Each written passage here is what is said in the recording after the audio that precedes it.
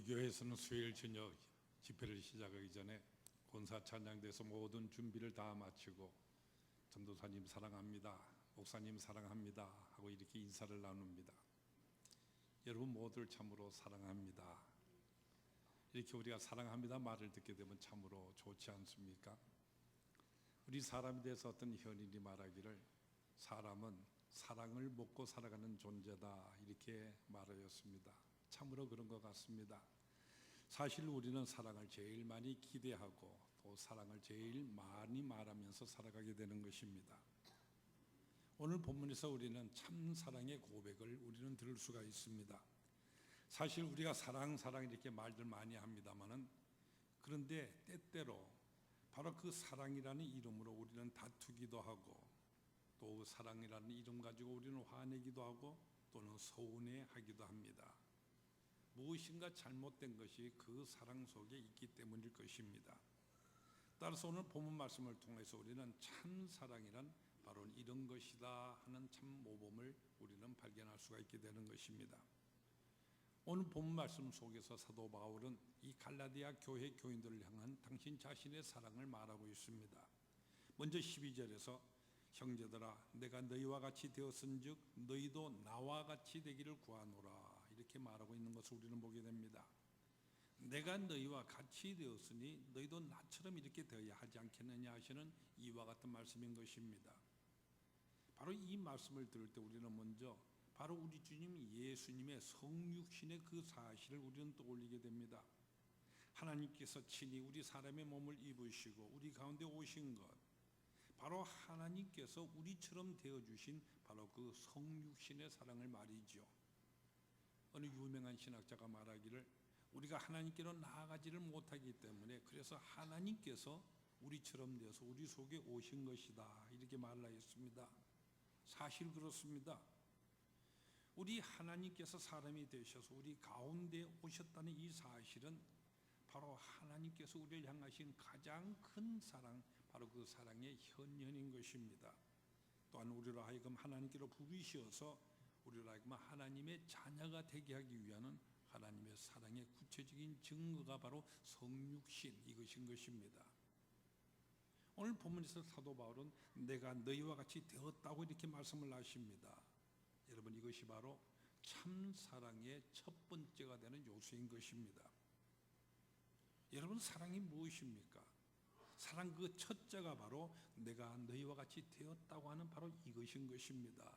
이것은 바로 희생을 말하는 것입니다. 고린도전서 13장에 보면은 사랑은 자기의 유익을 구하지 아니하는 것이라고 이렇게 말씀을 하시는데, 사실 우리가 사랑을 하면은 상대방에 대해서 우리는 모든 것을 희생하게 마련인 것입니다. 근데 희생이라고 하였었을 때 어떠한 희생이 가장 큰 희생이겠습니까? 뭐 물질을 주는 것, 뭐 지식을 주는 것, 이것이 희생이 아닙니다. 우리는 그런 것으로서 내가 희생하였노라 이렇게 생각을 할는지는 모릅니다만은, 그러나 그와 같은 것은 큰 희생, 큰 사랑은 사실 아닌 것입니다. 가장 큰 사랑이라고 하는 것은 바로 나의 명예를 주는 것입니다. 바로 그 사람을 위하여서 나의 참의 명예를 아낌없이 버릴 수 있습니다. 바로 나의 모든 존재를 내어주는 것이죠. 바로 나의 나됨을 아낌없이 희생하는 것을 말하는 것입니다. 여러분 이것이 얼마나 큰 것인지 모릅니다. 내가 너희와 같이 되었다. 높은 자이지만 낮은 자가 제가 되어주고요, 아는 자이지만 모르는 자가 되는 것입니다. 할 수 있는 사람인데 할 수 없는 사람이 됩니다. 이것은 할 수 없는 것처럼 그렇게 척하는 이것을 말하는 것이 아닙니다. 상대방을 위하여서 완전히 사랑하기 때문에 모르는 사람이 되는 것입니다. 우리 가정에서 사랑하는 아이가 있었을 때 그 아이를 키우는 경우를 여러분 생각해 보십시오.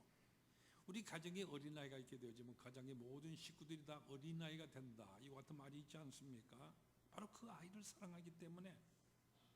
보세요, 우리 어린아이들 진지잡수세요라든지 또는 식사하세요 이와 같은 말을 할 줄은 모릅니다. 아이들에게 있어서는 그저 모든 것이 맘마이지 않습니까? 그러면 모든 식구들이 다 식사가 되면 맘마 먹자 말합니다. 모두가 맘마라고 부릅니다. 여러분 모두가 다 어린아이가 되어버리고 말았습니다. 어린아이 하나를 사랑함으로써 스스로가 어린아이가 되는 것입니다. 할아버지들 방바닥을 벌벌 기면서 어린아이들 등목 이렇게 말로 태워주지 않습니까? 아마 그 장면 남이 본다고 한다면 체면이 말이 아닐 것입니다. 그러나 체면이고 어떻고가 전혀 문제가 되지는 않습니다. 사랑으로 가득하기 때문에, 그래서 상대방과 같아졌습니다. 여러분, 이것이 바로 사랑인 것입니다. 여러분은 상대방을 향하여 어떻게 사랑을 나누고 계십니까? 우리는 상대방을 위하여서 나를 얼마나 바칩니까? 내가 너희와 같이 되었으니, 이것이 가장 온전한 사랑의 표현이라고 말할 수가 있습니다. 정말로 귀한 사랑은 내가 얼마만큼 나 자신을 버리고 상대방과 같아졌느냐 하는 여기에 달려있는 것입니다. 바로 이렇게 말하고 있는 사도 바울의 경우를 여러분 한번 생각해 보세요. 사도 바울은 여러분이 알다시피 이스라엘 사람입니다. 율법을 가진 사람입니다. 고등교육, 많은 율법에 대한 교육을 받았던 사람입니다. 그럼에도 불구하고 이 사랑하는 갈라디아 교회 그 모든 사람을 위해서 이방인처럼, 아예 율법이 없는 사람처럼 너희를 위하여서 너희와 같이 되었다 말합니다. 이렇게 같이 됨으로 인하여서 받게 되어지는 그 모든 비난과 모든 역경들 묵묵히 참아내고 있습니다. 사랑하기 때문에. 내가 너희와 같이 되었으니, 가장 귀한 사랑은 내가 얼마만큼 나를 버리고 상대방과 같아졌느냐, 여기에 달려있는 것입니다. 다음으로 오늘 본문에서 우리가 사랑을 말함에 있어서 주의를 기울여야 할 아주 중요한 점이 등장하는 것을 우리는 발견하게 됩니다.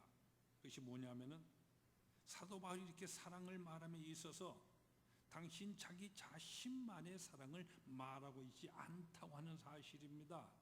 바로 상대방의 사랑을 인정하고 받아들이고 있는 바로 이 점인 것입니다. 우리는 때때로 나는 너를 위해서 이처럼 이렇게 사랑해 주었는데 너는 왜 그렇지 아니하느냐, 이렇게 말하는 경우가 너무나도 많이 있지 않습니까? 그래서 곧잘 다투기도 하게 되는 것입니다.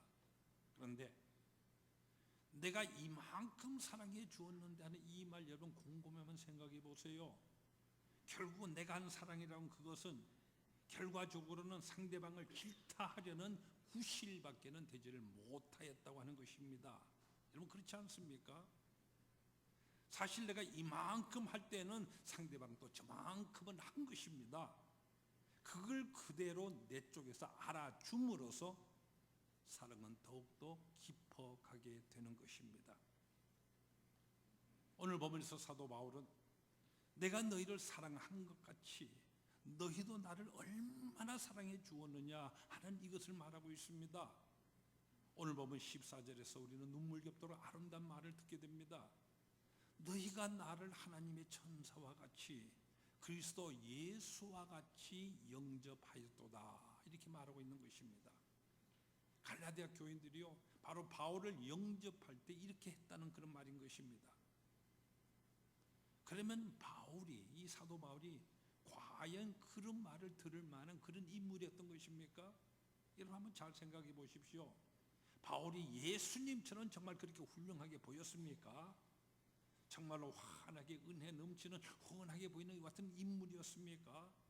도덕적으로나 종교적으로나 또 지식에 있어서 그처럼 흠 하나 없이 완벽한 이와 같은 사람인 것입니까?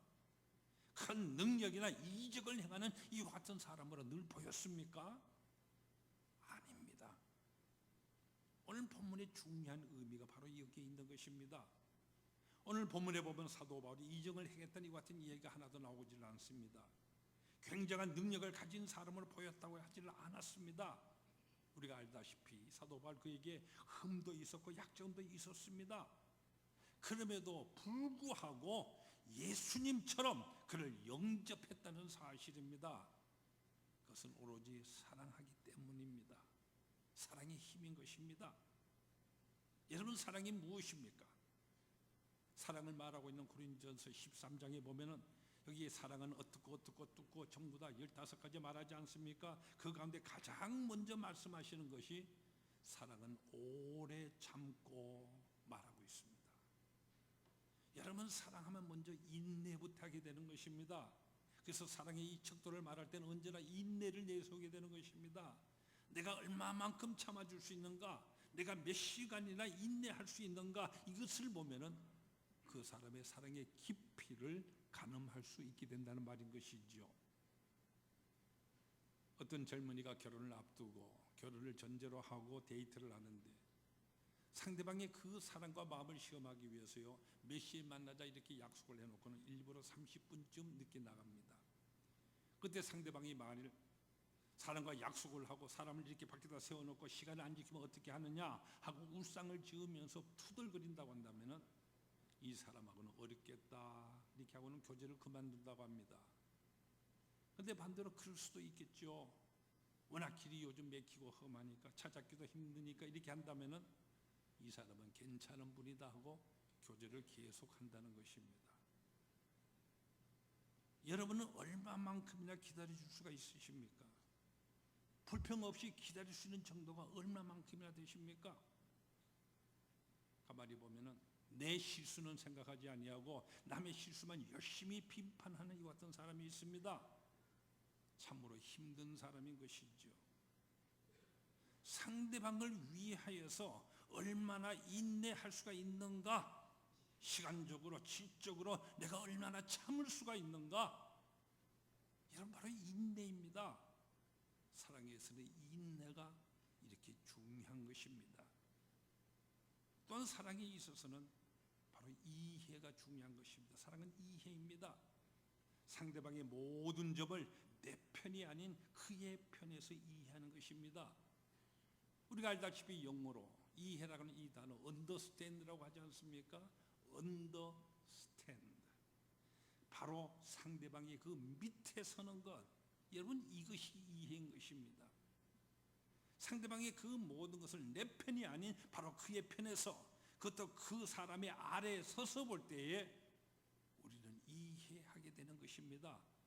그래서 그 사람의 결점도 실수도 우리는 충분히 받아들일 수 있게 되는 것입니다. 여자가 화장대 앞에서 열심히 얼굴을 매만지고 있습니다. 남자가 그 주위를 맴돌다가 그 다음에 고작 한다고 하는 얘기가, 당신 나이 좀 생각을 해, 아무리 얼굴 만져봐야 별 볼 일 없어, 이렇게 말한다고 한다면 그 남자는 여자하고 같이 살 자격이 없는 사람인 것입니다. 남자가 여자를 여자로서 그대로 이해해야 하는 것입니다. 여러분, 여자로서 그대로 이해한다고 하는 것은 바로 그 아름답고자 하는 그 마음을 충분히 이해하는 데 있다고 이렇게 말할 수가 있습니다. 그럼 반대로 남자를 이해하는 것이 바로 무엇이겠습니까? 바로 그의 자존심을 이해하는 것입니다.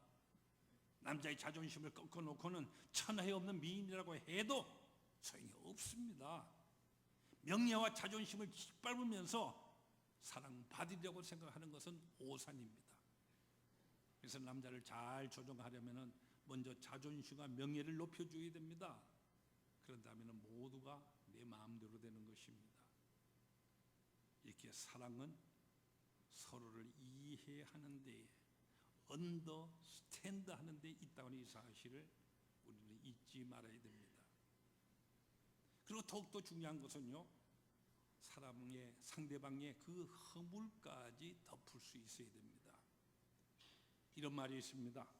상대방이 자랑스럽게 여기는 것은 극대화해주고 상대방이 부끄럽게 생각하여서 감추려고 하는 것은 몇 겹이라도 감싸주어라.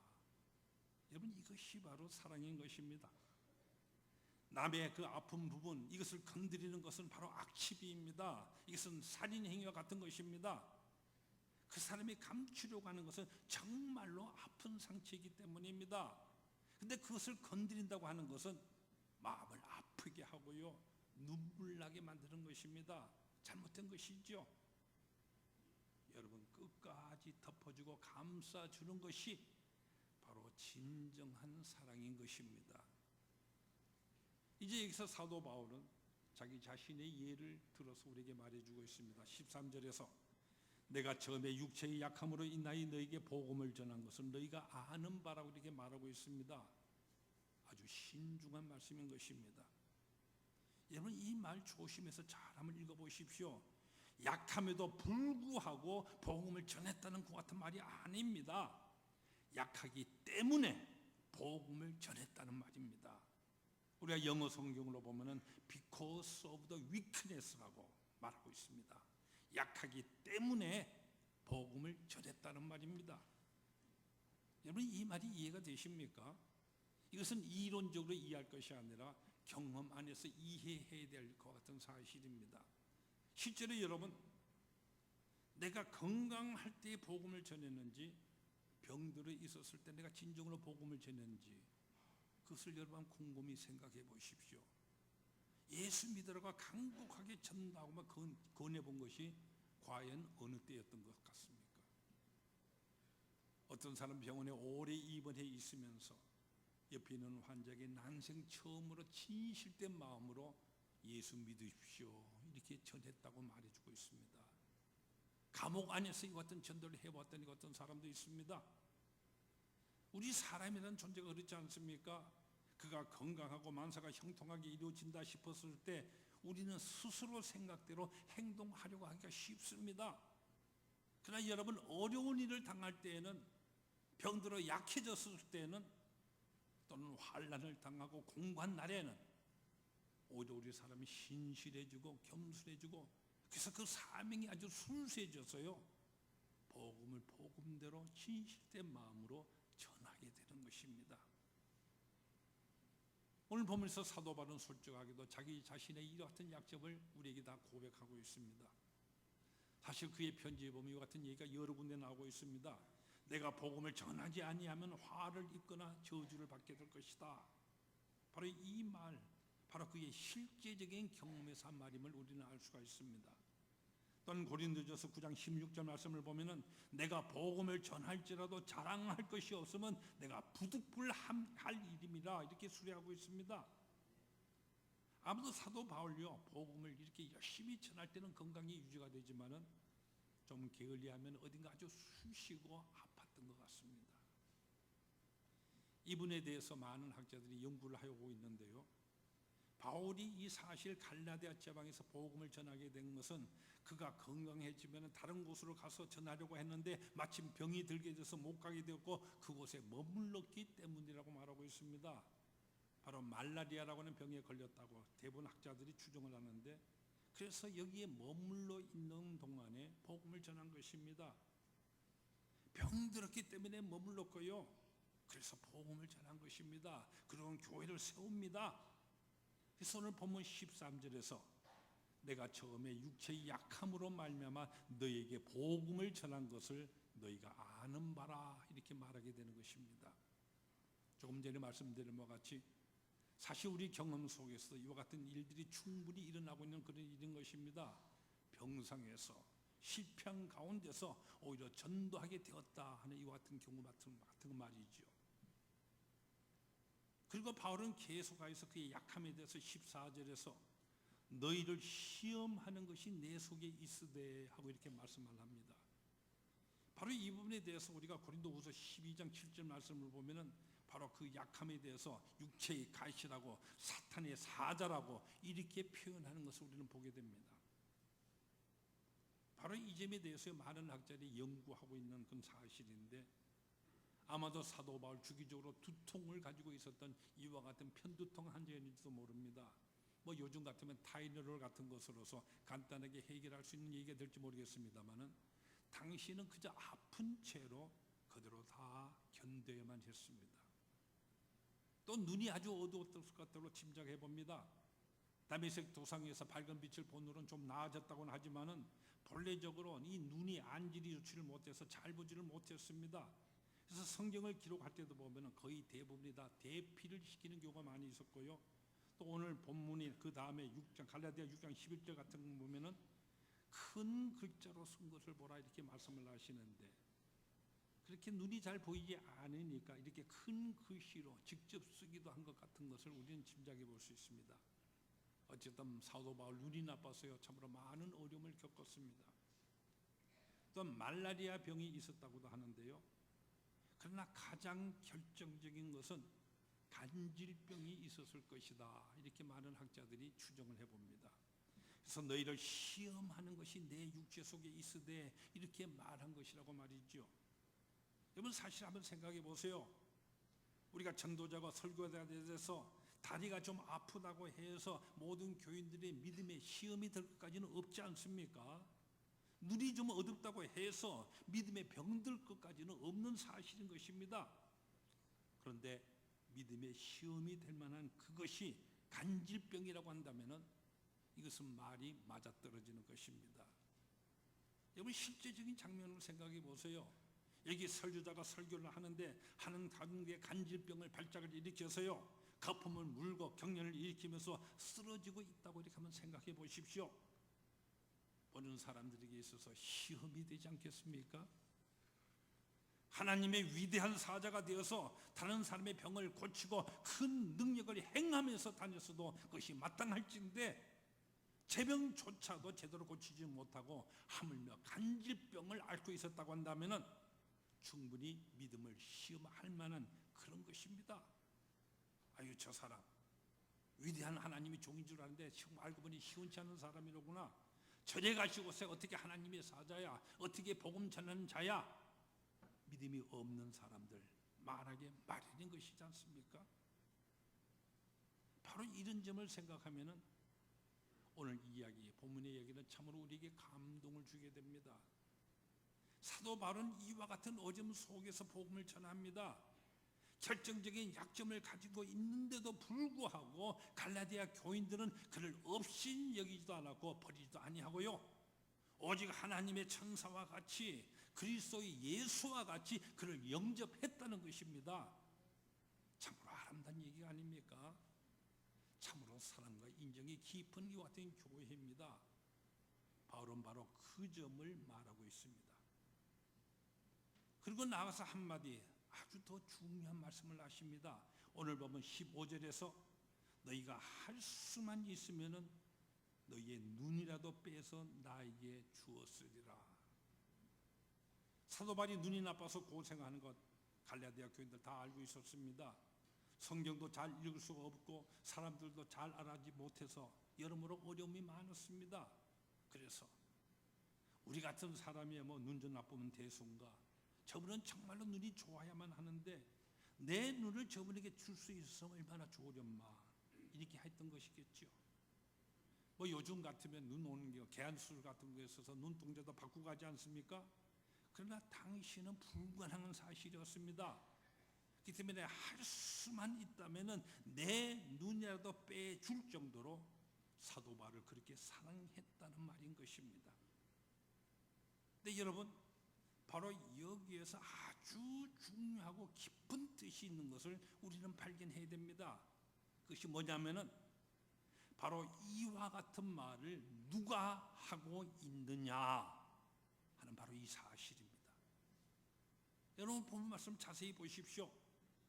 갈라디아 교인들이 직접 해서 자기 눈을 빼주겠다고 이렇게 말하고 있는 것이 아닙니다. 사도 바울 편에서 갈라디아 그 교인들의 그 열렬한 사랑을 그렇게 받아들이고 있다고 하는 이와 같은 점입니다.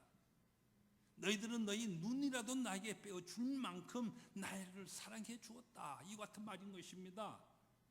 이것은 받는 자 편에서 하고 있는 것 같은 말입니다. 그렇기 때문에 더욱더 소중한 말인 것입니다. 무슨 말인가 하면 여러분 이렇게 한번 생각해 보십시오. 우리 부부간의 말입니다.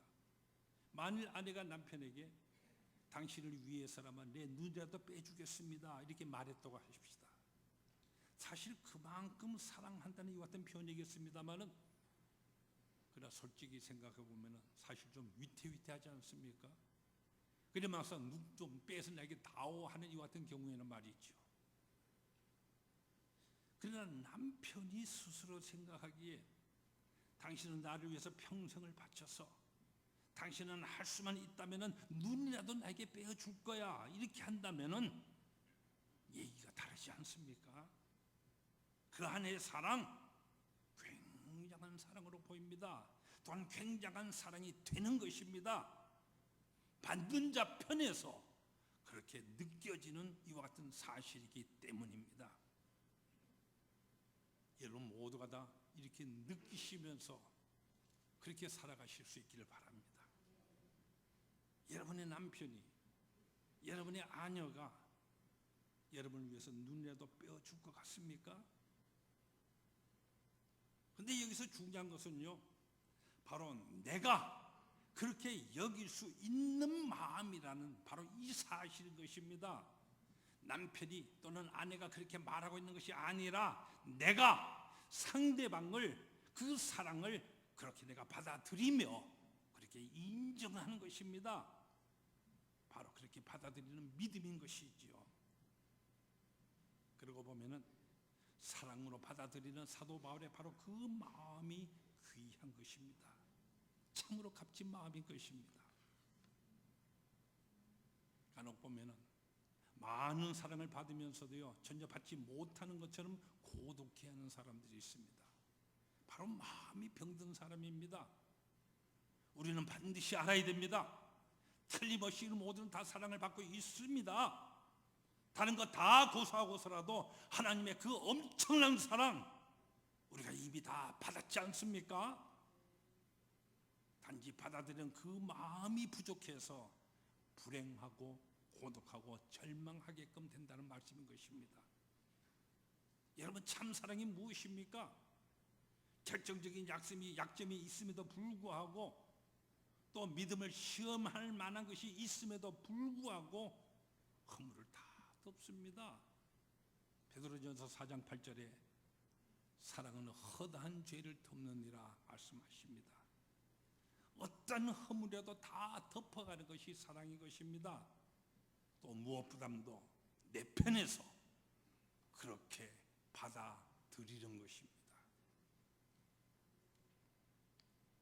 이제 오늘 본문을 통하여 가장 중요한 결론을 우리는 본문에서 발견하게 됩니다. 오늘 본문 말씀을 우리 읽다가 보면은 갈라디아 교인들이 그 같은 사랑을 말씀하시면서도 한편으로는 그들을 나무라며 책망하는 말씀을 우리는 또한 보게 되는 것입니다. 내가 너에게 착함 참된 말을 함으로 원수가 되었느냐, 이렇게 바울 말씀하시면서요, 이제라도 내가 너희와 함께 있어 내 은성을 높이라 하면은 너희에 대하여 의혹이 있음이라, 이렇게까지 말하고 있습니다.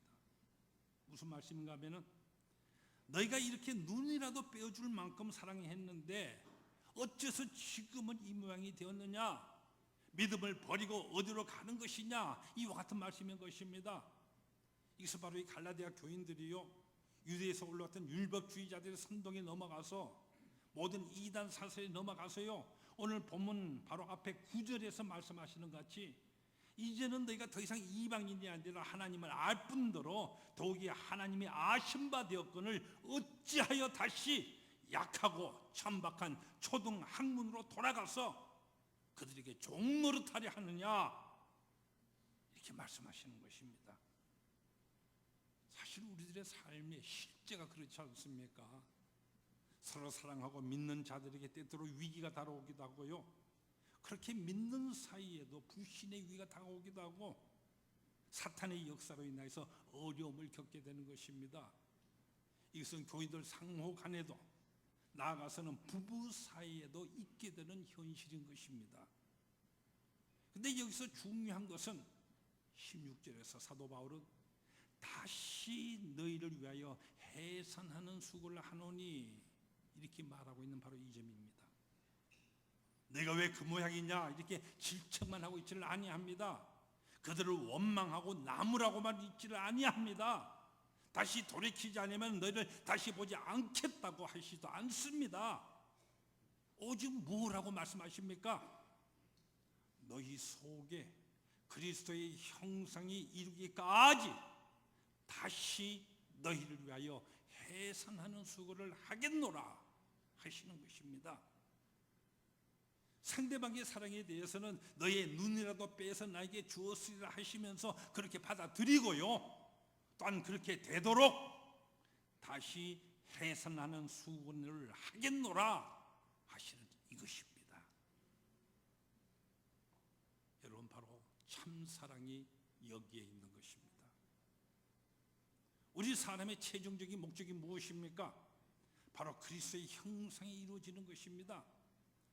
나 나 자신의 삶에 있어서 그리스도의 형상이 이루어지고요, 우리 부부 사이에 있어서 그리스도의 형상이 이루어지고, 우리 가정에 있어서도 그리스도의 형상이 이루어지고, 우리 교회 모든 교우 관계에 있어서 그리스도의 형상이 이루어지는 것입니다. 그 형상이 이루어지기까지 나는 해산의 수고를 다시금 계속 하겠노라 하는 것입니다. 남들은 그렇게 하라는 것이 아닙니다. 내가 그렇게 수고를 계속 하겠다는 것입니다. 고생을 하고 아픔을 느끼면서 그것을 참고 견디며 더욱더 정성을 들이고 극진히 사랑하여서 다시 갈라디아 교인들로 하여금 바른 사람으로, 바른 신앙으로 살아가게끔 만들겠다, 그렇게 하겠노라 하시는 말씀인 것입니다. 해산하는 수고. 여러분, 수고 참 많이 있습니다만 수고 중에 가장 중요한 수고가 해산의 수고인 것입니다. 해산의 수고가 없으면은 생명이 탄생하지를 못합니다. 해산의 수고, 오늘도 필요한 것입니다. 하나님의 형상을 내 속에 이루기 위해서, 하나님의 형상을 우리 가정 속에 이룩하기 위해서, 하나님의 형상을 우리 교회 모든 교우 사이에 이룩하기 위하여서 사랑하는 수고, 사랑으로 받아들이는 수고, 이 수고를 우리 각자가 스스로 감당할 때에 거기에는 그리스도의 형상이 이루어지게 되는 것입니다. 바로 이 점을 우리 모두가 우리 마음속에 깊이 새길 수 있기를 바랍니다.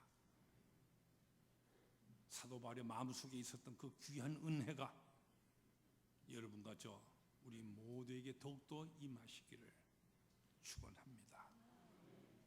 기도하십시다.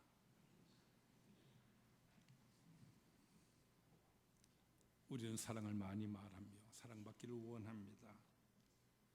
그러나 때때로 그 사랑이라는 이름으로 우리는 다투기도 하고 화내기도 하고 서운해하기도 합니다. 뭔가 우리가 이해하는 사랑 속에 잘못된 것이 있었음을 우리는 깨닫게 됩니다. 오늘 사도 바울이 하시는 말씀을 통하여 참 사랑의 고백의 음성을 저희들에게 들려주시면 우리 또한 그 모범을 따라 그렇게 살게 함으로 내 자신 속에, 우리 부부 사이에, 우리 가정 속에, 우리 교우들 상호간에 있어서 하나님의 형상이 이룩되기 위하여서 해산하는 수고를 우리 스스로 감당하게 하시는 하나님의 일러주심이요 인도하심인 줄로 믿습니다. 우리 모두가 이와 같은 사랑의 사람으로 살아가기를 원합니다. 그래서 하나님의 그 아름다운 형상을 이룩하면서 살아갈 수 있는 귀한 은혜의 역사를 우리 모두에게 더하여 주시옵소서. 예수님 이름으로 기도하옵나이다.